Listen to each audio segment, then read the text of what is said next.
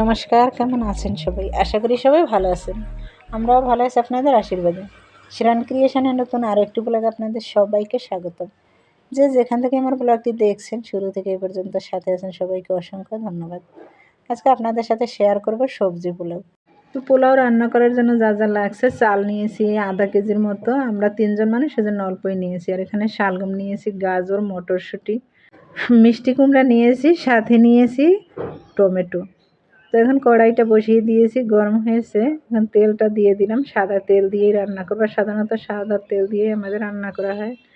তো এখন তেলটা গরম হলে পরে এখানে পেঁয়াজ রসুনটা দিয়ে দিব। মশলাটা খুবই কম দিব। আর মশলা সাধারণত আমি তেমন একটা পছন্দ করি না, হালকা পাতলা মশলাই পছন্দ করি।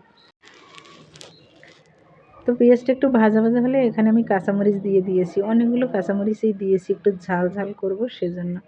সাথে দিচ্ছি স্বাদ মতো লবণ আর একটু হলুদের গুঁড়ো। আসলে হলুদের গুঁড়োটা দেওয়া উচিত হয়নি, কারণ হলুদের গুঁড়ো দেওয়ার কারণ এটার পোলাও হয়নি, এটা একদম খিচুড়ি হয়ে গিয়েছিল। তো যাই হোক, এখন সবজিগুলো সব দিয়ে ভালো করে ভেজে নেব। আগে আর কি সবজিটা ভাজবো, তারপরে পোলাওটা বসাবো। তো দেখুন কত সুন্দর কালারটা চলে এসছে, কিন্তু কালারটা তো একদমই ঠিক হয়নি, কারণ ওটার পোলাও ছিল না, খিচুড়ি হয়ে গিয়েছে। তো সবাইকে অনুরোধ করব, যদি আমার ভিডিওটি ভালো লাগে তাহলে কিন্তু একটা লাইক দিতে ভুলবেন না। আর যদি কোথাও ভালো লাগে তাহলে একটা কমেন্ট করে জানাতে পারেন ভালো লাগা মন্দ লাগা। তো শালগম আর মটরশুঁটি একটু ভাজা ভাজা হলে তারপরে কুমড়া দিয়ে দিয়েছি, কারণ কুমড়োটা আগে দিলে একসাথে দিলে একদম গলে যাবে, এই জন্য এরপরে সিমগুলো দিয়ে দিয়েছি। এখানে ভালো করে ভেজে উঠিয়ে রাখবো, তারপরে পোলাওটা বসিয়ে দেবো।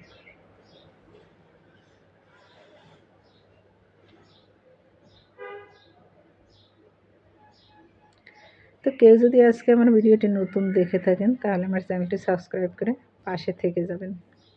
পাশে রাখা বেল বাটনটি অন করে রাখবেন, যখন আমি কোনো ভিডিও দিব আপনার নোটিফিকেশনে চলে যাবে। তো আমার ভাজিটা কিন্তু ভাজা হয়ে গিয়েছে, দেখেন কত সুন্দর দেখতে, খেতে কিন্তু দারুণ হয়েছিল। এটা আসলে সাদা ভাতে খেলে বেশি ভালো হতো। তো যাই হোক, পোলাওর ভিতরে দিব তো একটু তো এরকম হতেই হয়। তাই তো ভাজিটা হয়ে গিয়েছে, এখন উঠিয়ে রাখছি। এখন এই যে পোলাওয়ের জন্য হাঁড়ি বসিয়ে দিয়েছি, গরম হলে পরে এখানে পেঁয়াজটা দিয়ে ভালো করে কিন্তু ভেজে নিয়েছি। একটু বাদামি কালার হলে পরে চালটা দিয়ে দিলাম। চালটা একটু ভালো করে কষিয়ে নিতে হবে, পোলাওর চাল যত কষাবেন ততই কিন্তু খেতে স্বাদ হয়। তো পোলাওর চালটা কষানো হয়ে গিয়েছে, এখন আমি জল দিয়ে দিয়েছি। ওটা আসলে স্কিপ হয়ে গিয়েছে জল দেওয়াটা, জলটা আগেই গরম করে নিয়েছিলাম। সবাই জানেন পোলাওয়ে যে গরম জলটা দিতে হয়। তো যখন ফুটে উঠেছে এর মধ্যে সবজিটা দিয়ে এখন ভালো করে ঢেকে রাখবো। আর জলটা যখন টেনে যাবে একদম দেখেন কতটা সুন্দর হয়েছে, দেখতে কিন্তু দারুণ হয়েছে, খেতেও দারুণ হয়েছিল। তো আজকের ভিডিওটি এ পর্যন্তই, দেখা হবে পরবর্তী নতুন অন্য কোনো ভিডিওতে। ততক্ষণ সবাই ভালো থাকবেন, সুস্থ থাকবেন, সাবধানে থাকবেন। ভিডিওটি কেমন হয়েছে অবশ্যই কমেন্ট করে জানাবেন, ভালো লাগলে একটা লাইক দেবেন।